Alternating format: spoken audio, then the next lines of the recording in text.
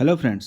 तो आज एक बार फिर हम लोग जो फ्री लेक्चर सीरीज यानी क्विक लेक्चर सीरीज जो चल रहा है, जो एग्ज़ाम से जस्ट पहले सब आपको देख कर जाना है, उसमें बाल विकास और शिक्षा शास्त्र का जो 30 क्वेश्चन का सेट चलाया जा रहा है, उसका ये अगला लेक्चर है। ठीक है, जिसका आप लोग ज़्यादा से ज़्यादा देखकर फ़ायदा उठाएं और एग्ज़ाम में अच्छा परफॉर्म करके एक अच्छे शिक्षक के रूप में चयनित हों।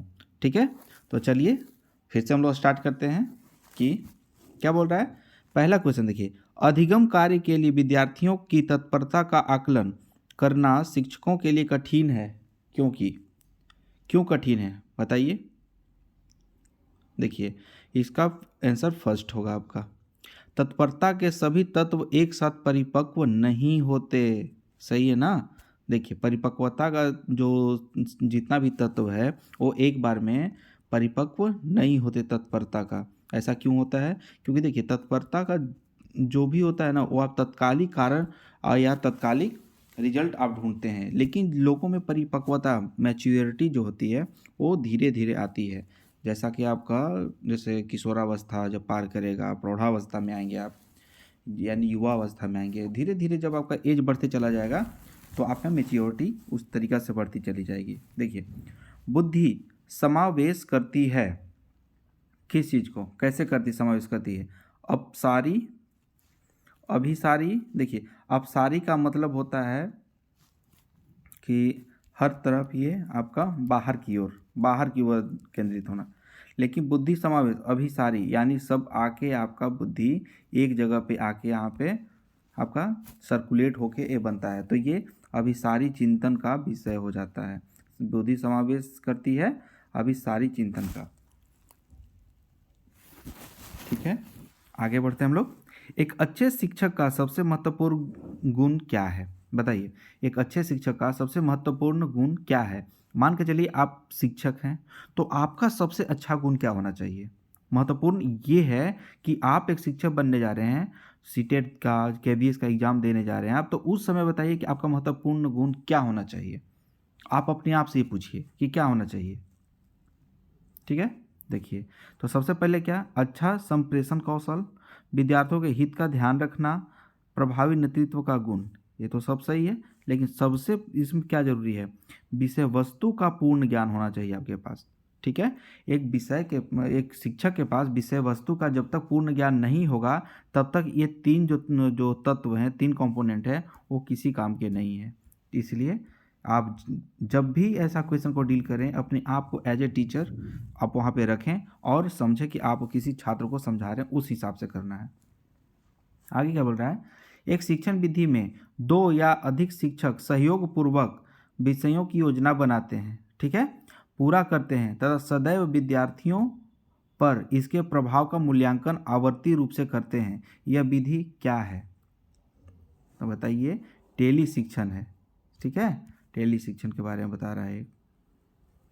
ठीक है, टेली शिक्षण वह विशेषता जो कि सहयोगात्मक स्थिति की सीमा में नहीं है। क्या है वो? सहयोगात्मक स्थिति की सीमा में नहीं है। देखिए, आमने सामने अंतःक्रिया, वैयक्तिक जवाबदेही, कार्यों पे जोर या शिक्षक केंद्रित। तो इसका आंसर आपका शिक्षक केंद्रित ऐसा जो होता है वो ऐसा विशेषता है कि जो कि सहयोगात्मक स्थिति के सीमा में नहीं है। ठीक है ना, शिक्षक केंद्रित। आगे देखें हम लोग। देखिए क्या बोल रहा है, दुर्बलीकरण बाधा है। किस चीज़ के लिए बाधा है बताइए? दुर्बलीकरण किस चीज़ के लिए बाधा है? तो ये कार्यात्मक स्तर के लिए। ठीक है, किसके लिए? कार्यात्मक स्तर के लिए। जीन पियाजे की संज्ञानात्मक विकास की अवस्थाओं के अनुसार जिसे पूर्व प्रत्यात्मक कला, ठीक है, पूर्व प्रत्यात्मक काल जाना जाता है। ठीक है, इसमें से किससे संबंधित है?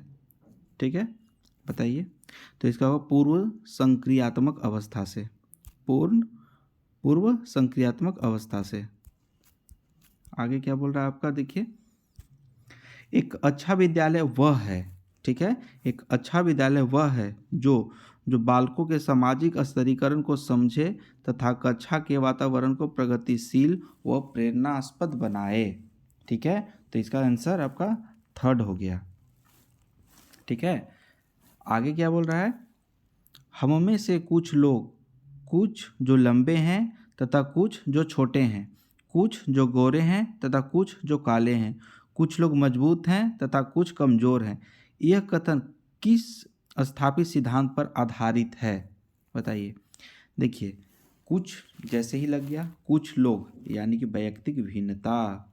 देखिए यहाँ पे वैयक्तिक भिन्नता, हर एक व्यक्ति में कुछ न कुछ भिन्नता होती है। तो इसमें जो जैसे कि कुछ लोग लंबे हैं जो छोटे हैं, गोरे हैं तो काले हैं, मजबूत है तो कमज़ोर है, यानी वैयक्तिक भिन्नता भिन्नता की बात कर रही है ये। ठीक है,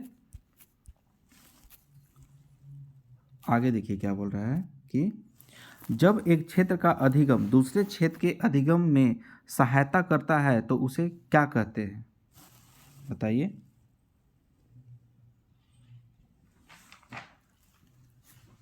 उसे क्या कहते हैं?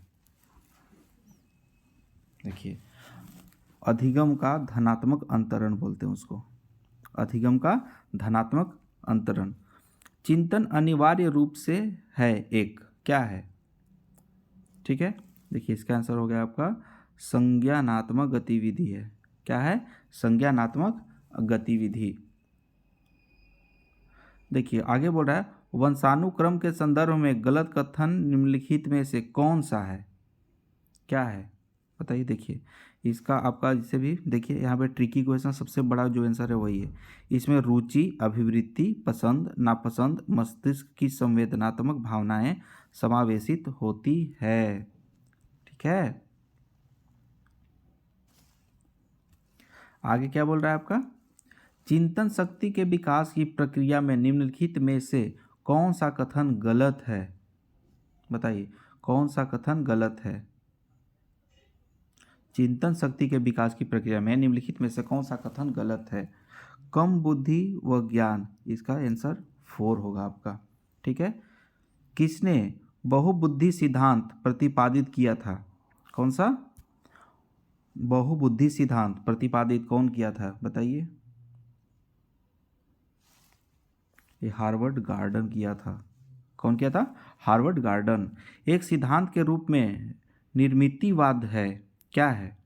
एक सिद्धांत के रूप में निर्मितिवाद है क्या? देखिए इसका आंसर 2 होगा।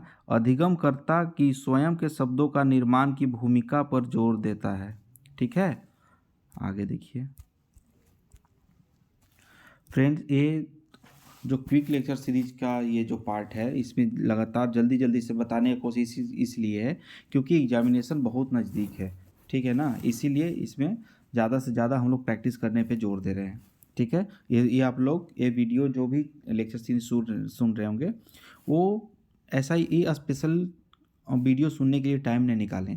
ऐसा वीडियो जो होता है जो खाना खाते समय, ट्रैवल करते समय, मतलब आप कोई काम कर रहे हैं उस समय ये करके आप उस पर आपका ध्यान लगा सकते हैं। तो 5-10 मिनट 20 मिनट में आपका ये 30 क्वेश्चन का सीरीज ये ख़त्म हो जाता है, तो जो कि आपको ज़्यादा से ज़्यादा फ्रूटफुल होगा।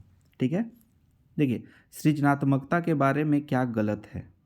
ठीक है, सृजनात्मकता के बारे में क्या गलत है? देखिए फिर वही हो गया, सृजनात्मकता व बुद्धि सदैव साथ साथ चलते हैं। ठीक है, आगे क्या है? संपुष्ट कार्यक्रम जरूरी होते हैं। संपुष्ट कार्यक्रम जरूरी होते हैं क्या चीज़ के लिए?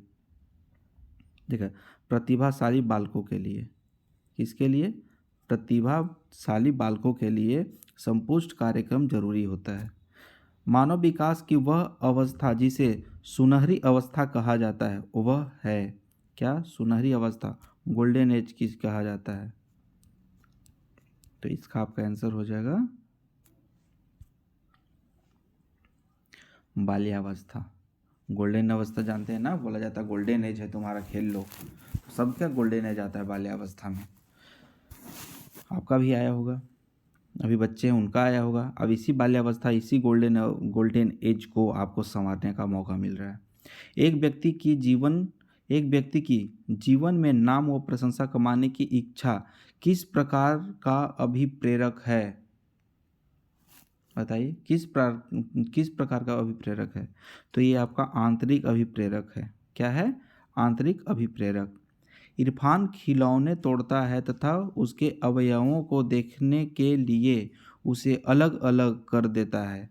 ठीक है, आप क्या करेंगे, क्या करेंगे बताइए। देखिए, उसकी जिज्ञासा है क्या कि खिलौना कैसे बना, कै उसका जितना भी कंपोनेंट है, जितना भी पार्ट है, वो किस तरीक़ा से लगा है। तो इसका मतलब ऐसे हो गया, उसकी जिज्ञासु प्रकृति को बढ़ावा देंगे और उसकी ऊर्जा को सही दिशा देंगे आप, ठीक है ना? क्योंकि जो बच्चे करना चाहते हैं, उनको अवेयर करा के, उनको ज़्यादा से ज़्यादा उसमें सपोर्ट करके, उनको जो चाहिए वो देना पड़ता है। आगे बोला, निम्नलिखित में से कौन सा रचनात्मक आकलन का एक उपयुक्त उपकरण नहीं है। क्या पूछ रहा है कि नहीं है, तो इसका आंसर आपका हो जाएगा दत्त कार्य। इसका होगा दत्त कार्य। युवा अधिगमकर्ताओं में निम्न में से कौन पढ़ने में कठिनाई का घोतक नहीं है। कौन कठिनाई का घोतक नहीं है, ठीक है। देखिए, इसमें होगा पठन गति व प्रवाह में कठिनाई। इसका आंसर 2 हो गया। आगे क्या बोल रहा है, व्यवहार का संवेगात्मक पहलू निम्नलिखित से संबंधित होता है। किससे? सीखने के भावात्मक पक्ष से। इसका आंसर बी हो गया, ठीक है। व्यवहार का संवेगात्मक यानी इमोशनल पहलू जो होता है वो किससे संबंधित होता है, तो सीखने के इमोशन से, ठीक है। आगे क्या बोल रहा है आपका, देखिए, पद संवेगात्मक क्रांति किस अवस्था से अधिक जुड़ा है, बताइए। इसका आंसर आप लोग दे सकते हैं, ठीक है। संवेगात्मक क्रांति किस अवस्था से जुड़ा होता है। अभी होता है ना कि किशोरावस्था, तोड़ देंगे फोड़ देंगे, ठीक है, वही कहानी है। तो इसका होगा संवेगात्मक क्रांति किससे है, किशोरावस्था से। निचली कक्षाओं में पढ़ाते समय एक शिक्षक को प्राथमिकता देनी चाहिए, ठीक है। निचली कक्षाओं में पढ़ाते समय एक शिक्षक को प्राथमिकता देनी चाहिए।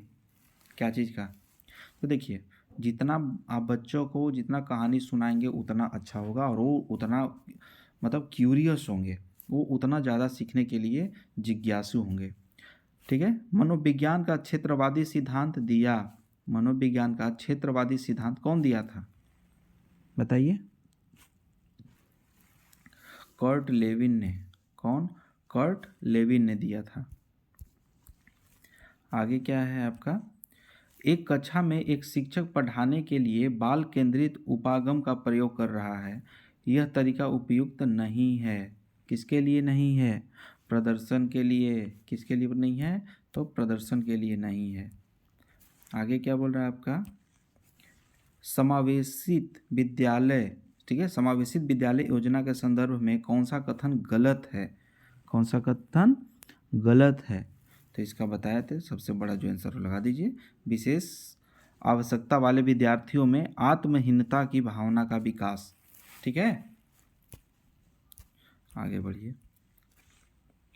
विज्ञान में मूल्यांकन, ठीक है, विज्ञान में मूल्यांकन पूर्णतया वैज्ञानिक क्या है, बताइए क्या होना चाहिए, ठीक है। देखिए, इसका आंसर आपका हो जाएगा, विज्ञान में मूल्यांकन आपका सभी क्रियाकलापों का एकीकृत भाग होना चाहिए। सभी क्रियाकलापों का एकीकृत भाग होना चाहिए, ठीक है। आगे देखिए, आपका आंसर, आपका क्वेश्चन हो गया आपका,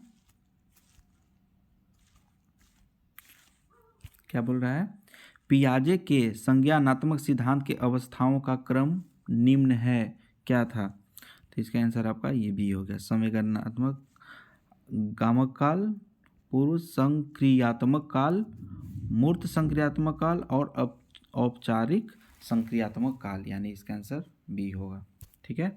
तो इस तरीके से फ्रेंड आज हम लोग 30 क्वेश्चन किए, और इसको आप लोग देख कर बस क्विक रिवीजन के तौर पे इसको देखें। शायद यहाँ से कुछ एक दो चार क्वेश्चन भी अगर आ जाए तो कॉस्ट बेनिफिट ज़्यादा हो जाता है, इसीलिए आप लोग इसको देखें और अब इसको आत्मसात करें। चलिए, तब तक के लिए धन्यवाद। फिर से मिलते हैं एक नए सीरीज में, ठीक है, धन्यवाद।